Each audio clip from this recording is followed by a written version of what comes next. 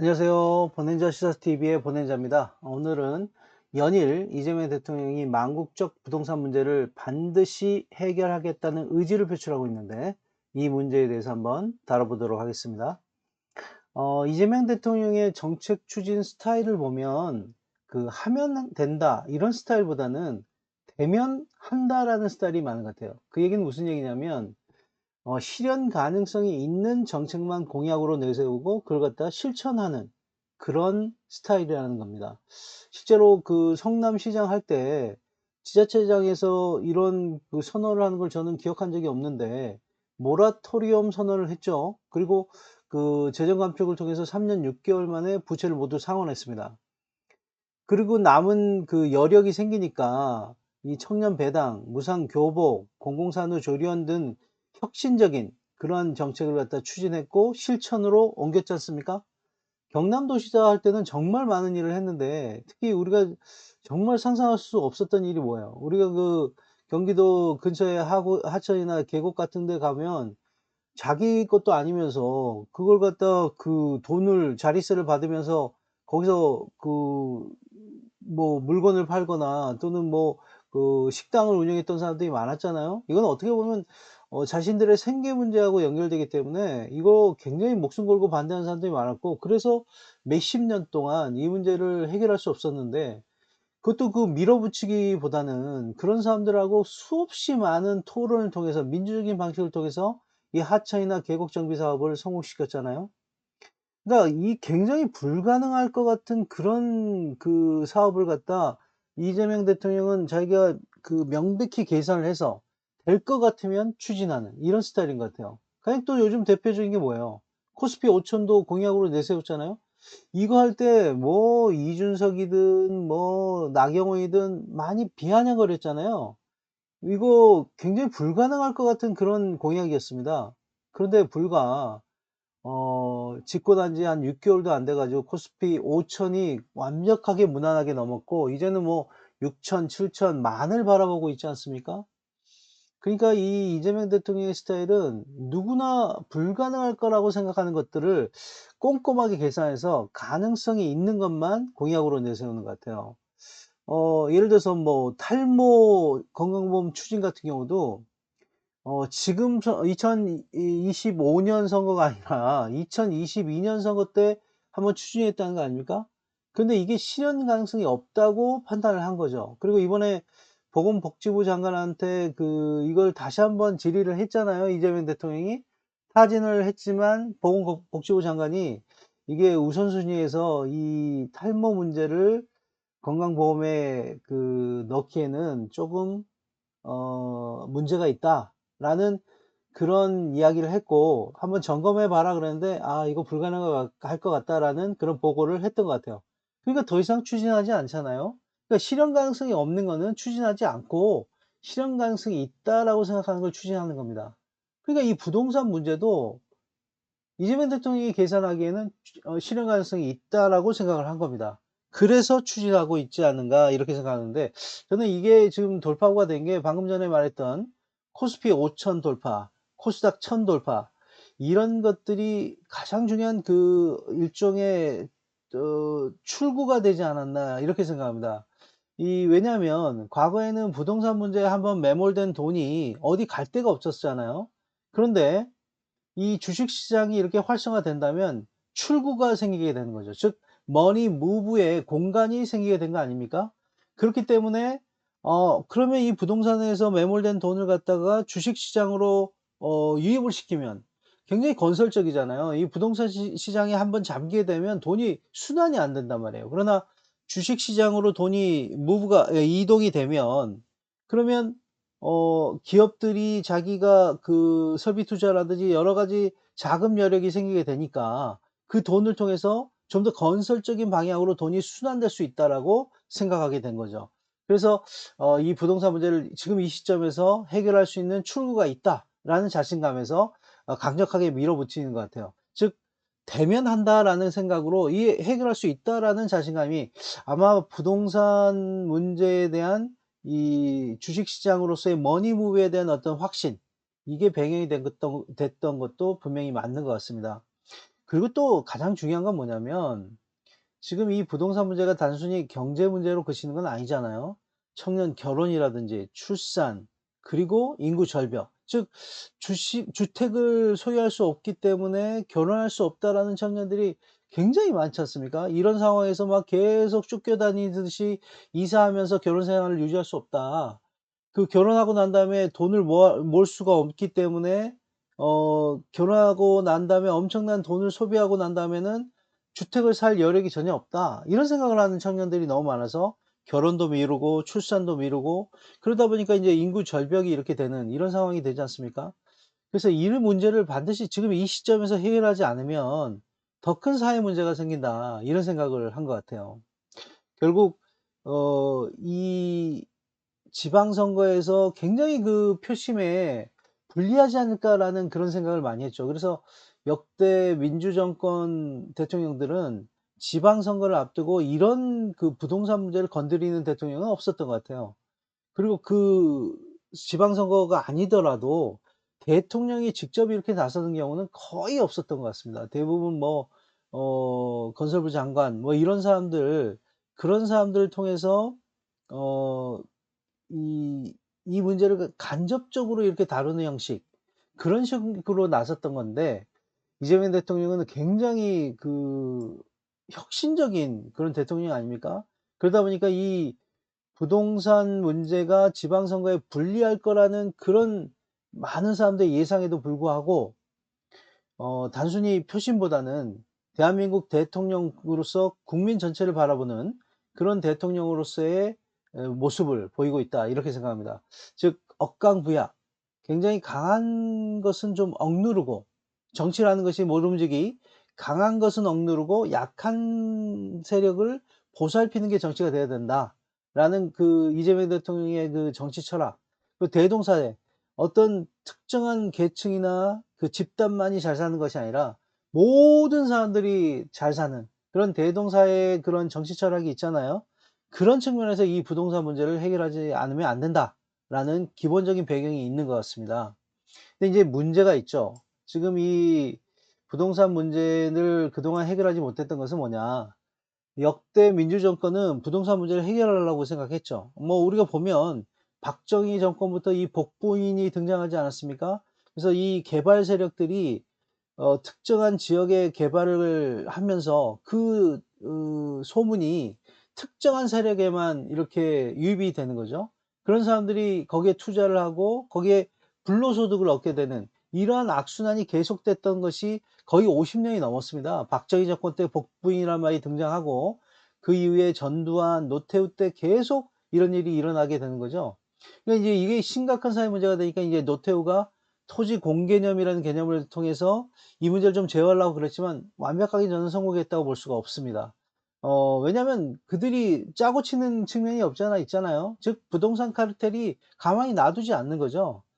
그러니까 결국은 김영삼 정권 때 이 IMF를 통해서 이게 완전히 몰락하게 됩니다. 그래서 토건 세력들이 특히 토건 건축, 건설 이런 회사들이 그 도산을 하게 되고 굉장히 이 사람들이 어 불로소득에 가까운 그런 돈을 많이 벌었기 때문에 이 IMF 같은 그런 국가적인 재난에 견딜 수가 없었던 거죠. 그래서 건설 회사들이 대부분 도산하게 되니까 김대중 정권 때는 이 부동산이 폭락을 했잖아요. 그러니까 인제 이 사회적으로 완전히 내수 경기가 그 바닥을 치닫게 되니까 김대중 정권은 어쩔 수 없이 카드 활성화 그리고 이 부동산 그 건설 경기를 활성화하는 그 정책을 할 수밖에 없었던 거죠.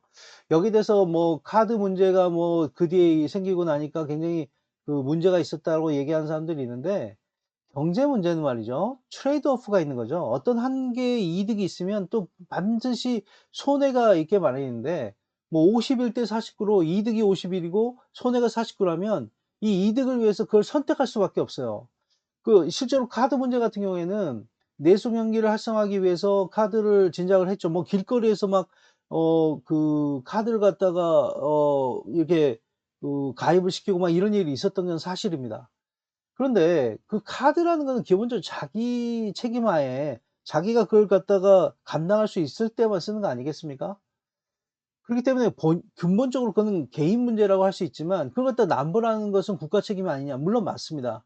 그러나 지금 카드 때문에 어떻게 됐습니까? 그때 카드를 거의 전 국민이 사용하게 되고 모든 가맹점이 카드를 갖다가 받게 되니까 세금 문제가 투명화됐잖아요. 그리스가 지난번에 그 재정 위기 문제가 있었던 게 뭐냐면 가장 근본적인 게 이 세금을 투명하게 내지 않기 때문에 재정 위기가 생겼던 거거든요. 근데 이 김대중 대통령은 하여튼 50 년, 100 년을 내다보는 해안이 있습니다. 그러니까 어떤 정책을 펴도 50 년, 100년 후에는 굉장히 좋은 쪽으로 바뀌는 거죠. 예를 들어서 뭐 여러분들이 잘 알고 있는 일본 문화 개방 같은 경우도 그때 당시에 일본의 뭐 그 만화라든지 애니메이션 뭐 이런 것들이 굉장히 활성화되고 일본의 가요 이런 것들이 우리들보다 훨씬 더 그 세계적인 수준으로 도약하고 있는 이런 시점이었기 때문에 일본 문화를 개방하면 우리는 완전히 무조건 일본 문화에 침탈당할 것이다. 이런 견해가 많았거든요. 근데 일본 문화를 개방해서 어떻게 됐어요?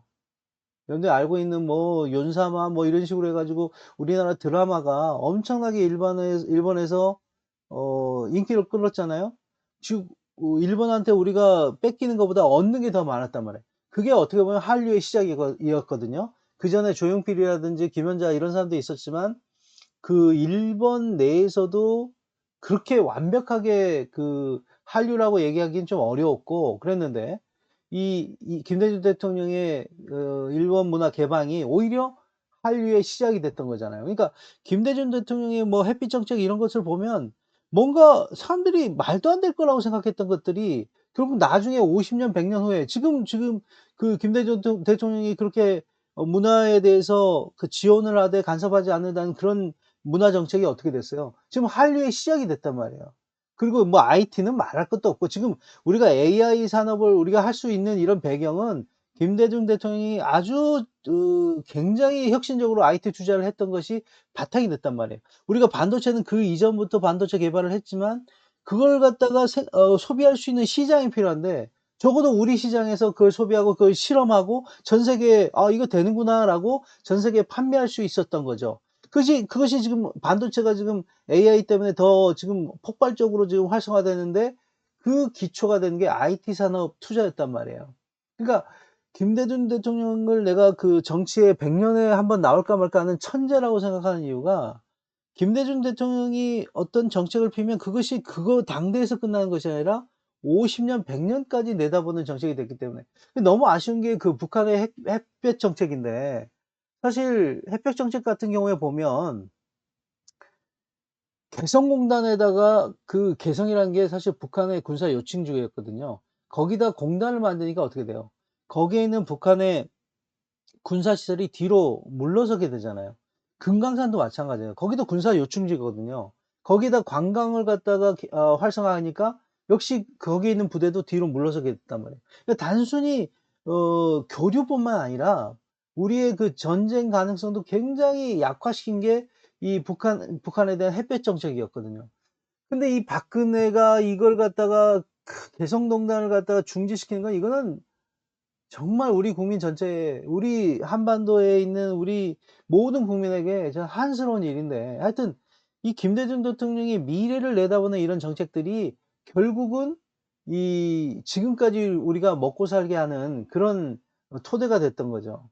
그런데 김대중 대통령이 그때 그 IMF 이후에 카드를 이렇게 남발했다고 생각하지만 오히려 나중에는 이제 세금 투명하는 데 도움이 됐고 이 부동산 활성화는 어쩔 수 없어요. 왜냐하면 내수 경기를 활성화하지 않으면 IMF 이후에 완전히 바닥이었어요. 그때는 내수가 굉장히 죽어버렸기 때문에 그걸 활성화하기 위해서는 의도적으로 부동산을 자극하는 정책을 할 수밖에 없었단 말이에요. 이제 그것이 인제 나중에 카드 대란이 이어지고 부동산이 다시 한번 이렇게 그 폭등하는 그런 문제가 생겼지만 경제 문제는 그런 트레이드 오프를 감수해야 되는 측면이 없지 않아 있습니다. 근데 결국 인제 그 이후에 노무현 대통령이 이 부동산 문제를 완화시키기 위한 여러 가지 정책을 했죠. 그렇지만 성공하지 못했습니다. 그러니까 이게 지속적으로 이런 정책을 해야 되는데 이 부동산 카르텔이 지속적으로 또 반발을 한단 말이에요. 그러니까 노무현 대통령이 강력하게 토지 공개념의 그 노태우의 그 정책을 이어받아 가지고 강력하게 그 종부세 같은 것들을 갖다 내세웠지만 결국 성공하지 못했다고요. 그렇지만 이 그 LTV 같은 경우도 50% 에서 40%도 줄이고 이런 문제가 생기니까 미국의 서프라임 모기지 사태가 발생했을 때도 그 이명박 때 2007 년도 서프라임 모기지가 발생했을 때 이명박이 해결했다기보다는 노무현 대통령이 LTV를 그 50% 에서 40% 줄인 게 우리나라의 부동산 채무가 그때 당시에는 굉장히 낮았기 때문에 해결하는 데 굉장히 도움이 됐단 말이죠. 그런데 이 민주정권은 끊임없이 부동산을 갖다가 이렇게 그 억제하기 위해서 부동산 앙등을 억제하기 위해서 노력을 하면 그게 그때 당시에 바로 되는 게 아니지 않습니까? 지금 이재명 대통령이 6만 원을 공급하겠다고 하지만 그게 지금 당장 되는 건 아니잖아요. 그 5년 10년 후에 되는 거란 말이에요. 뭐 빨라봤자 2-3 년이잖아요.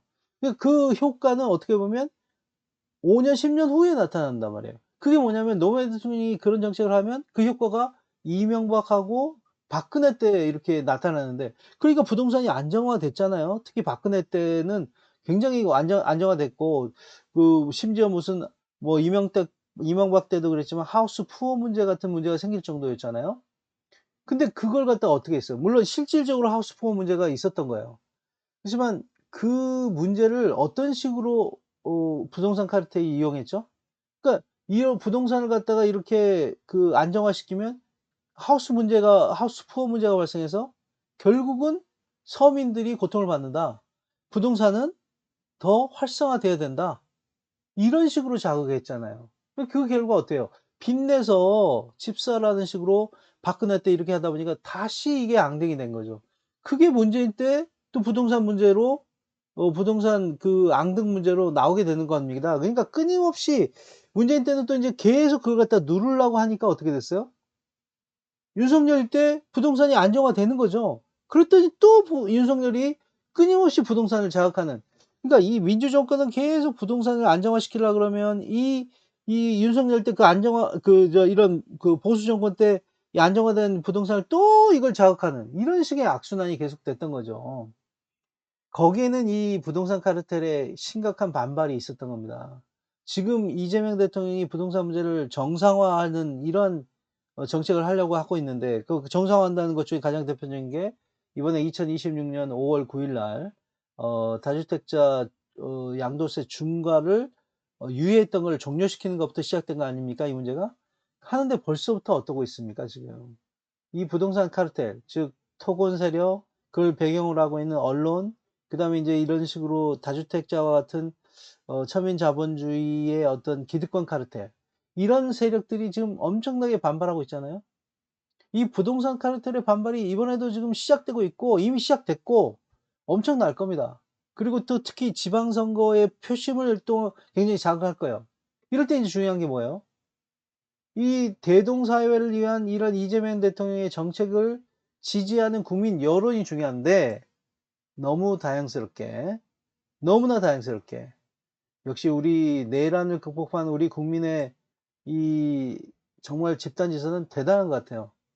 MBS 여론조사를 보면 양도세 중과 유예 종료를 잘했다는 국민 여론이 61%에 달합니다. 국민들이 지지하고 있다는 거죠. 너무 다양스럽고 이 지금 61% 중에서도 그 다주택자가 있을 겁니다. 근데 이런 분들 중에서도 '아 내가 다주택이지만 이거 내가 뭐 여기에 이익을 좀 얻게 되면 내가 이거 세금 내면 되는 거 아니냐.' 진짜 여러분들 돈을 많이 내면 세금 많이 내면 좋습니다. 나중에 대출 같은 거 받을 때 세금 많이 내면 대출 많이 해 줍니다. 근데 이리 빼고 저리 빼고 하면 나중에 진짜 돈이 필요할 때 세금 낸 게 별로 없는데요." 그러면 대출도 못 받아요. 그러니까 아니 그 노블리스 오블리제라는 말이 있잖아요. 돈을 좀 많이 벌면 세금 많이 내서 그만큼 자기가 사회에 기여를 좀 해야 되는 게 그 상식 아닙니까 이게? 그러니까 이번에 그 양도세 중과 유예를 종료하는 거에 대해서 다주택자들도 '아 내가 그 지금 주택을 못 팔면 어쩔 수 없이 세금 많이 내야 되겠다.' 이런 생각을 하는 사람도 있어요. 그게 정말 노블리스 오블리제죠. 그러니까 여러분들 어 이번에 반드시 우리 부동산을 좀 안정화하는데 우리가 다 같이 한번 동참합시다. 여러분들 중에 부자도 있을 거고 다주택자도 있을 거고 그럼 좀 세금 좀 많이 내세요. 아 그거 얼마나 떳떳하고 좋습니까? 그 우리 사회에 여러분들이 그 누리는 것만큼 여러분들이 지금 미국 같은 경우에는 보유세가 엄청나게 높습니다. 지금 그 올리버 쌤이라는 그 유튜버가 있잖아요. 제가 좋아하는 그런 유튜버인데 미국 같은 경우는 이분이 한 14억에서 15억 정도의 단독주택에서 사는데 보유세뿐만 아니라 뭐 여기 미국 같은 경우는 보험료 같은 집 보험료 같은 것을 포함해서 약 1 년에 1,800만 원의 연간 비용이 발생합니다.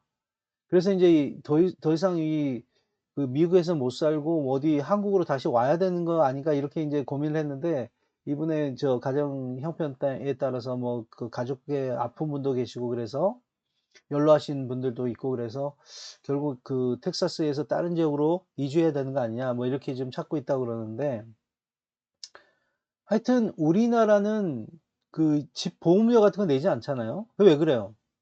우리나라의 공공 인프라가 굉장히 안전하기 때문에 그런 거 아닙니까? 즉 우리가 그 미국처럼 집 보험료를 안 내도 되는 이유는 우리의 공공 인프라 그리고 우리나라는 뭐 그 카페에서도 휴대폰을 막 훔쳐가고 이런 일은 없잖아요. 이게 그 실내 자산이 우리나라에 있는 것 때문에 집 보험료 같은 걸 갖다 안 하는 거죠. 뭐 이렇게 강도라든지 이런 거 하는 것도 우리가 굉장히 안전한 나라이기 때문에 집 보험료를 많이 안 내도 되는 거 아닙니까?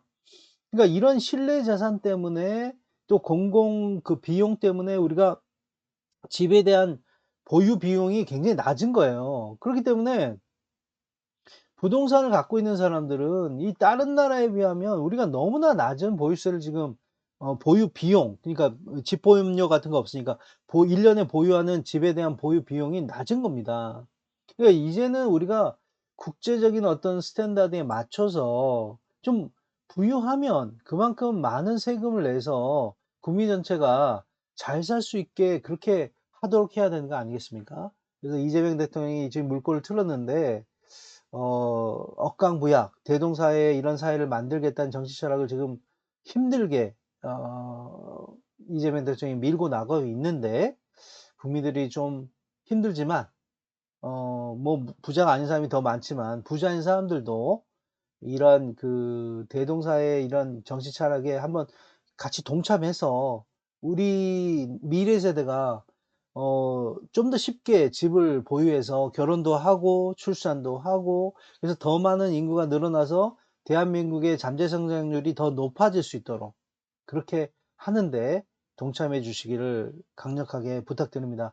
하여튼 여러분들 오늘 어 이런 그 국민 여론조사를 보고 너무나 기쁜 마음에 이 방송을 켰는데요. 들어주셔서 너무 감사하고 앞으로 굉장히 그 많은 반발이 있을 겁니다. 일단은 이 지선부터 이런 부동산 정책에도 불구하고 민주개혁 세력이 압승해서 이 내란 세력의 준동을 막고 우리나라가 좀 올바른 방향으로 갈 수 있도록 국민 모두가 힘을 모았으면 좋겠다 이런 생각이 듭니다. 여러분들 아직까지 제가 너무나 힘이 미약합니다.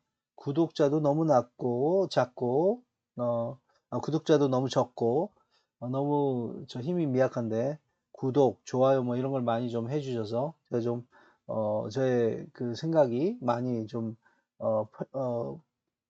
널리 펼쳐 나갈 수 있도록 도움을 좀 주시기 바랍니다. 너무 감사합니다. 너무 오랜 시간 얘기했네요. 감사합니다.